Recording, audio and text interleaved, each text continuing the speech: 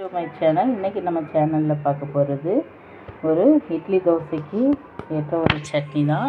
அதுக்கு தேவையான நம்ம பொருட்களை பார்த்துலாம். ஒரு ஸ்பூன் கடலை பருப்பு, ஒரு ஸ்பூன் உளுந்தம்பருப்பு, கொஞ்சம் தேங்காய், ஒரு பெரிய வெங்காயம், ஒரு சின்ன தக்காளி, 2 வரமிளகாய். இது உங்கள் காரத்துக்கு ஏற்ற மாதிரி நீங்கள் எடுத்துக்கோங்க. கொஞ்சமாக கருவேப்பிலை. இப்போ இதெல்லாம் நம்ம இப்போ ஒரு பேனில் போட்டு வதக்கி எடுத்துக்கலாம். இப்போ பேன் வச்சாச்சு. நம்ம கொஞ்சமாக எண்ணெய் விட்டுக்கலாம். இதில் நம்ம எடுத்து வச்சுருக்க உளுந்தம்பருப்பையும் கடலைப்பருப்பையும் சேர்த்துக்கலாம்.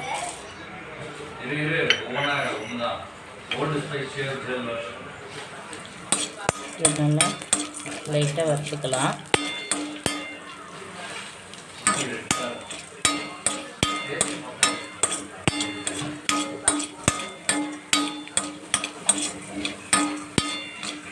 அந்த வறுக்கும் போதே நல்ல ஒரு மணம் வரும்.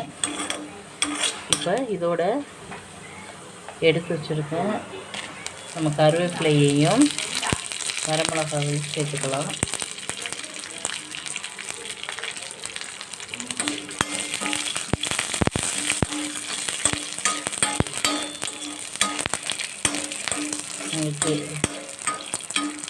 பாருங்கள், பருப்பு நல்லா கலர் மாறுதா, இந்த மாதிரி நல்லா மாறணும்.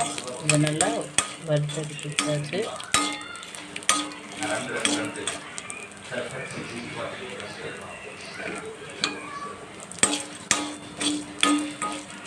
இப்போது இதை ஒரு தட்டுக்கு நம்ம மாற்றிடலாம். இப்போ இதில் கொஞ்சமாக எண்ணெய் விட்டுக்கலாம்.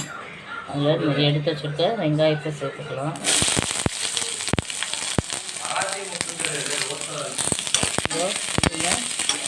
இந்த மாதிரி நல்லா வணக்கணும்.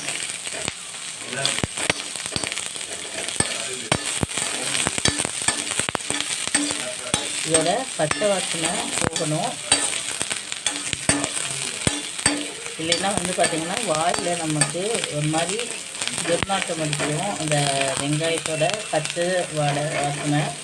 அதனால் வெங்காயத்தை நல்லா வதக்கிடணும். இப்போது நம்ம எடுத்து வச்சுக்கிற ஒரு தக்காளியையும் இதோட கூட நம்ம சேர்த்துடலாம். இதையும் நல்லா இந்த மாதிரி வதக்கி எடுத்துடலாம்.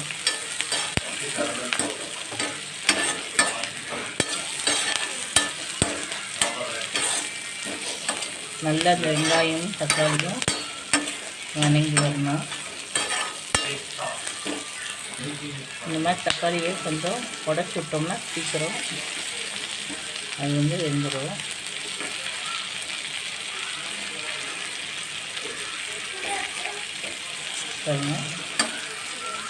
நல்லா கொஞ்சம் நல்லா கூட வச்சுட்டு வதக்கிட்டோம்னா 2 நிமிஷத்தில் இது ரெடி ஆகிடும்.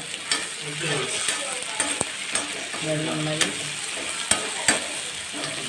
வெங்காயத்தோட கலர் நல்லா மாறிடுச்சு. எனக்கு தெரியல. நம்ம எந்த அளவுக்கு வதக்குறோமோ அந்தளவுக்கு சட்னி நல்லா டேஸ்ட்டாக இருக்கும். பாருங்கள், வெங்காயம் தக்காளி நல்லா வதங்கிருச்சு.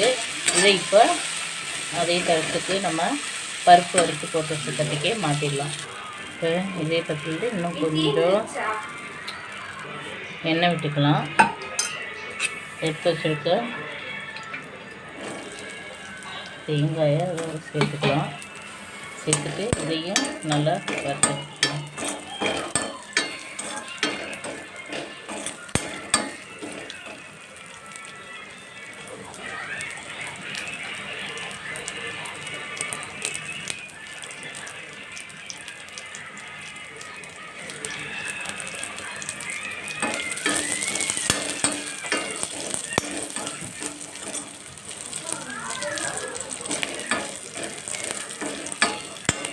இந்த மாதிரி தேங்காயோட அந்த கலர் நல்லா மாறி வரணும். ஒரு பொன்னிறமாக அந்த கலர் வர வரையும் இதை நல்லா வதக்கி எடுத்துக்கலாம்.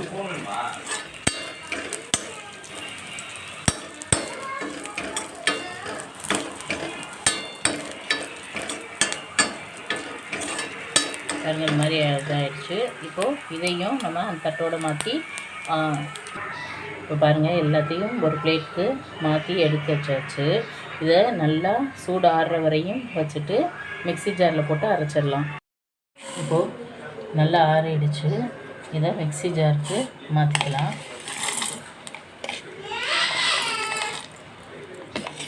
உங்கள் மிக்ஸி நல்லா அரைபடணும்னா எல்லாத்தையும் ஒன்றா நீங்கள் போட்டு சேர்த்துக்கலாம். இல்லைன்னா பருப்பு, அந்த நம்ம உளுந்தம் பருப்பு இதெல்லாம் போட்டோம்னா அதை ஃபஸ்ட்டு போட்டு லைட்டாக ஒரு சுற்றிட்டு அதுக்கு பின்னாடி நீங்கள் வெங்காயம் தக்காளி எல்லாம் சேர்த்துக்கோங்க. இப்போது இதை சேர்த்தாச்சு. இதோட நம்ம கொஞ்சம் உப்பு சேர்த்துக்கலாம். இதுக்கு தேவையான அளவு உப்பு சேர்த்துச்சு. இப்போ இதை நல்லா அரைச்சி எடுத்துக்கலாம். பாருங்கள், இந்த மாதிரி நல்லா அரைச்சி எடுத்துக்கலாம். கொஞ்சம் இதில் கெட்டியாக தண்ணி ஊற்றாமல் அரைச்சோம்னா நம்ம சாப்பாட்டுக்கு துவையலாக கூட இதை யூஸ் பண்ணிக்கலாம். இந்த ஸ்டேஜ்லேயுமே நீங்கள் வேணும்னா சாப்பாட்டுக்கு இதை சைடிஷாக எடுத்துக்கலாம். இப்போ நம்ம சட்னினால இதை தண்ணி ஊற்றி நம்ம கரைச்சிடலாம். பாருங்க, நல்லா கலக்கி எடுத்துக்கலாம். இதை இப்போது நம்ம தாளிச்சிடலாம். இப்போது எண்ணெய் ஊற்றிக்கலாம். தாளிக்கிறதுக்கு கடுகு சேர்த்துக்கலாம்.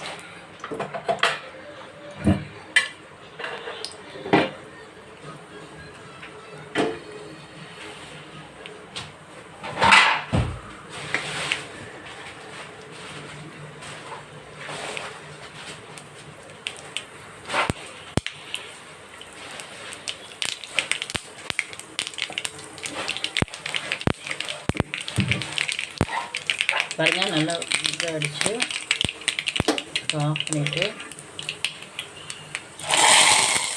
சட்னியில் சேர்த்துக்கலாம். பாருங்கள், சட்னி ரெடி ஆகிடுச்சு. கார சட்னி ரெடி ஆகிடுச்சு. இதை இட்லி, தோசை எல்லாம் ரெண்டுக்கும் சரியான சைடிஷாக இருக்கும். கொஞ்சம் காரம் விரும்பி சாப்பிட்றவங்களுக்கு இந்த சட்னி ரொம்பவே பிடிக்கும். இதை வீட்டில் நீங்கள் ட்ரை பண்ணி பாருங்கள். எப்படி இருக்குதுன்னு சொல்லிவிட்டு கமெண்ட்ஸில் சொல்லுங்கள். எங்கள் ரெசிபிஸ் உங்களுக்கு பிடிச்சதுன்னா உங்கள் ஃப்ரெண்டுக்கு ஷேர் பண்ணுங்கள். மறக்காமல் எங்களுடைய சேனலை சப்ஸ்கிரைப் பண்ணுங்கள். தேங்க்யூ ஃபார் வாட்சிங்.